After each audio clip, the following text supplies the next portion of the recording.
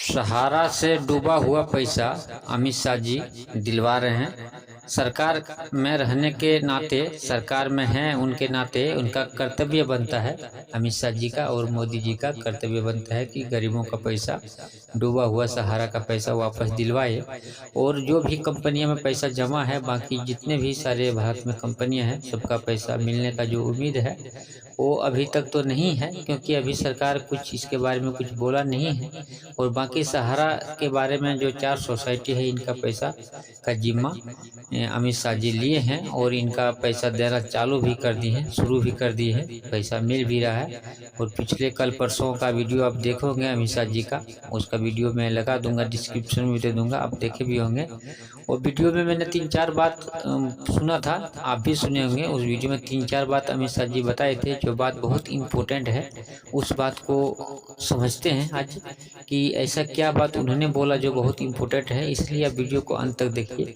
उनका बात तो इसमें नहीं सुनाऊंगा, क्योंकि मैं वीडियो में दिखा चुका हूँ और बहुत सारे लोग इस वीडियो को देख चुके हैं, इसलिए वही वीडियो को बार बार अगर दिखाऊंगा तो आप बोलेंगे तो एक ही वीडियो को बार बार दिखाते हैं।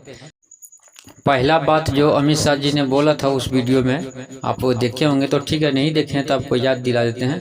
पहला बात था उनका कि सहकारिता आंदोलन को मजबूत बनाना है तो विश्वास मजबूत बनाना पड़ेगा।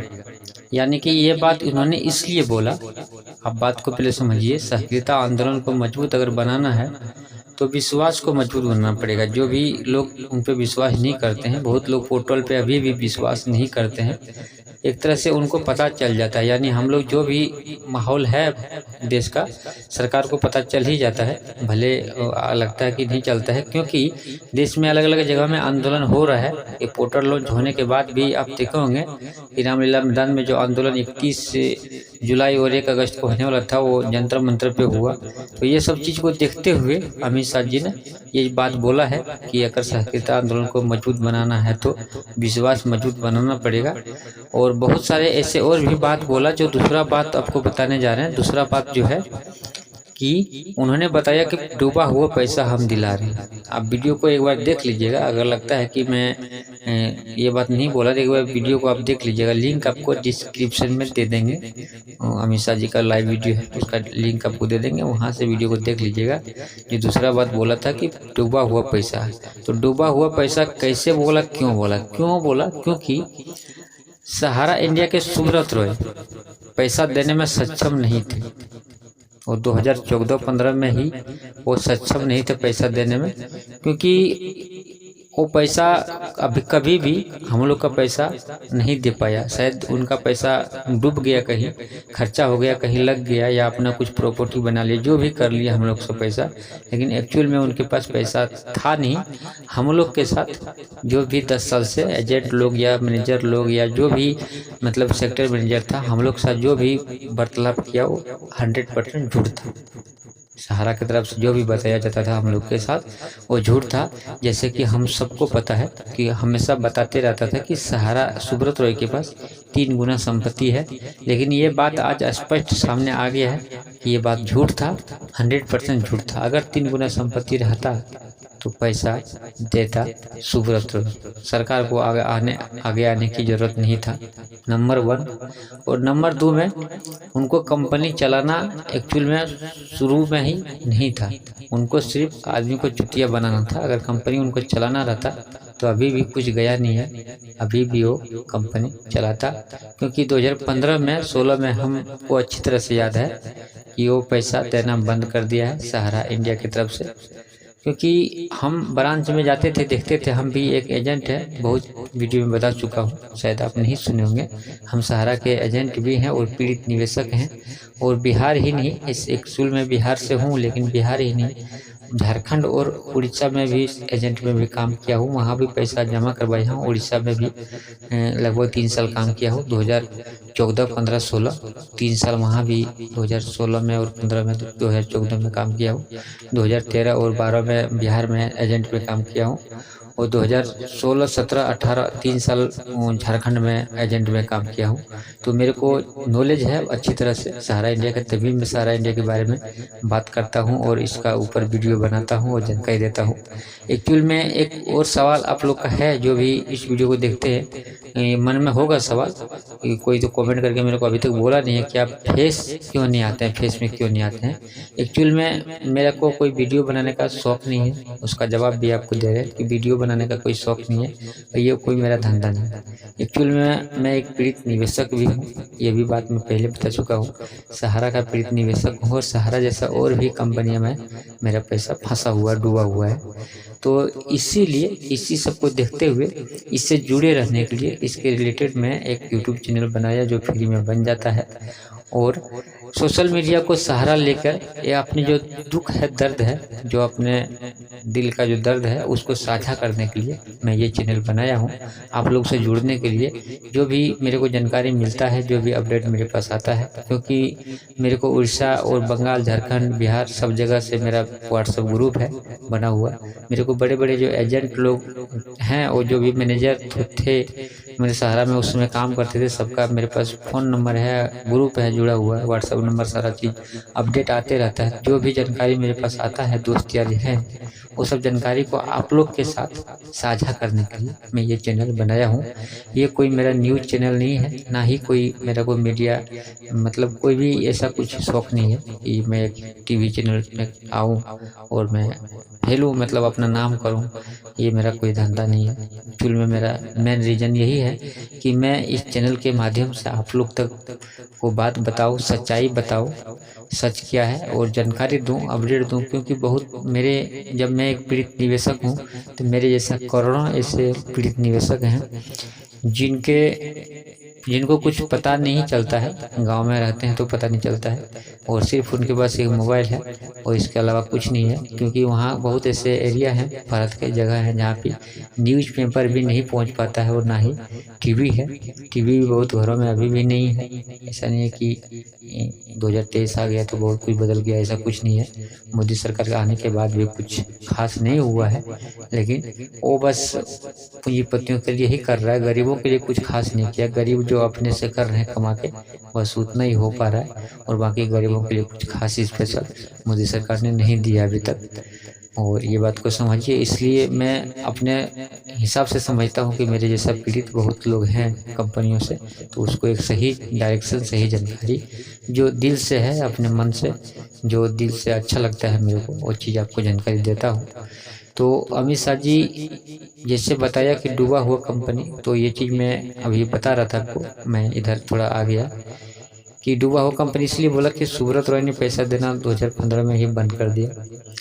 हम लोग का ब्रांच में नियम था, एक रूल था, 2015-16 की बात है। अगर आप एजेंट हैं तो आपको पता होगा, आप निवेशक हैं तो आपको थोड़ा बहुत तो पता होगा, किसी किसी को पता होगा कि आप पैसा जमा करते हैं 2015 के बाद से ये कंटिन्यू है, 2019-20 तक है शायद।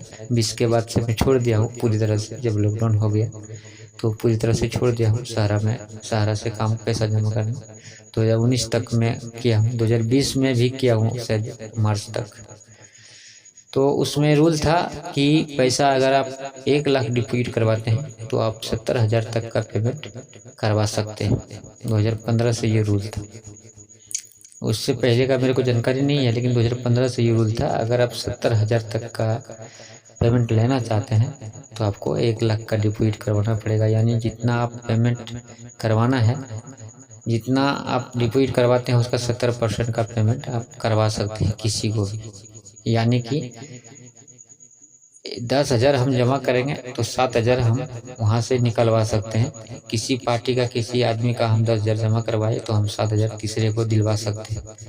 यानी कि जो भी ऑफिस का खर्चा है, ब्रांच का जो खर्चा है, 30% खर्चा ब्रांच में जाता है और बाकी लेन देन यहीं से जमा होता है, यहीं से निकासी होता है। जो पैसा चला गया सुब्रत रॉय के पास खाते में, जो चला गया मतलब लखनऊ चला गया, वो पैसा मतलब 2015 में ही ये संकेत दे दिया है, पूरी तरह से संकेत दे दिया है। जो हम लोग इतना बेवकूफ़ हम लोग निवेशक थे, जो भी सहारा के और एजेंट इतना अंधा थे हम लोग कि इस बात को समझ नहीं पाए।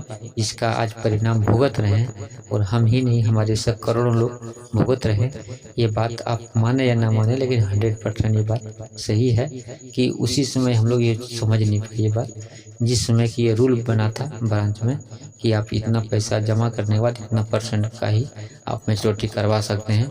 मतलब ये काम ब्रांच से ही ब्रांच था। बाकी बात जो झूठ बोलता था ब्रांच के जो मैनेजर वगैरह जो भी थे, तो वो लोग झूठ इसलिए बोलता था क्योंकि वहाँ पे कमीशन वो लोग खाता था। जो 30% जो वहाँ रहता था ब्रांच में, वो 30% वहाँ पे वो लोग बांटा करता था। इसमें से सुब्रत रॉय को कोई लेना देना नहीं था, उनको कोई मतलब नहीं था। बस उसका नाम था, उनका फोटो था, उसका नाम से कंपनी चल रहा था, बस इतना ही था। इससे मैं सुब्रत रॉय को 10-5% मिलता होगा या ना मिलता होगा इसका हमको पता नहीं है, लेकिन जिस तरह से जो रूल था उस रूल से ही पता चलता है कि सुब्रत रॉय ने कंपनी 2014-15 में ही छोड़ दिया है। बस ब्रांच ये चला रहा था सारा, ये सेक्टर मैनेजर जो था, जनरल अधिकारी था, यही सब ये चीज़ चला रहा था। और ये गलत तरीका से, एक तरह से सोचा जाए तो ये गलत तरीका है, क्योंकि जो कंपनी का ओनर है, वो कंपनी का ओनर जब के पास जब तक पेमेंट नहीं जाता है और नहीं आता है, तब तक ये मतलब हम किसको खोजेंगे? आज पैसा किसको खोज रहे हैं बताइए? आज हम मैनेजर को पैसा मांगने जाएंगे, क्या वो पैसा दे रहा है? किसी को पैसा नहीं दे रहे। किसी एजेंट को पैसा मांगने जाओ, दे रहा है? नहीं दे रहा है। तो हम लोग गलती वहाँ पे वही कर रहे थे। उसमें हम लोग समझ नहीं पाए। हम लोग एक ही चीज़ समझे जो हम लोग को दिमाग में भरा जाता था, समझाया जाता था कि सुब्रत रॉय के पास देनदारी से 3 गुना ज़्यादा संपत्ति। लेकिन आज वही चीज़ वही आदमी जवाब दे, वो जो लोग ये बात बोलता था, वो आज कहाँ घुस गया, कौन सा बिल में घुस गया? वही आदमी आज बताए कि कहाँ गया 3 गुना संपत्ति। जो बोलता था और सवाल जो बताता था, उसी से सवाल आज करना चाहिए हम लोग को। सबसे पहला सवाल तो उसी से करना चाहिए। हम लोग सरकार के खिलाफ जो आंदोलन करते हैं उसके तो एक अलग चीज़ है, लेकिन सवाल सबसे पहले हम लोग को जो भी आंदोलनकारी है, जन आंदोलन संघर्ष न्याय मोर्चा जो भी है, या फिर विश्व भारती जनसेवा है, जो भी आंदोलन करने वाले हैं, जितने टीम है भारत में, वो लोग सबसे पहले उनसे सवाल करना चाहिए। जो ये बात बोलता था कि देनदारी से 3 गुना संपत्ति है, उसको पहले घेरना चाहिए, उसको पहले जेल में डलवाना चाहिए। झूठ बोलता था, ये झूठ कहाँ से निकलता था? जो 3 गुना संपत्ति है, झूठ बोल के आदमी को चुतिया बनाया जाता था। उनको पहले जेल में डालना चाहिए, बाद में सरकार को या किसी को ऊपर हम लोग को आरोप लगाना चाहिए कि सरकार तो एक जगह में जो भी नियम कानून है वो तो अपना पालन कर ही रहा है और कोशिश में लगा हुआ है। लास्ट में सरकार ही सब कुछ कर रहा है, बाकी तो सब साइड हो गए।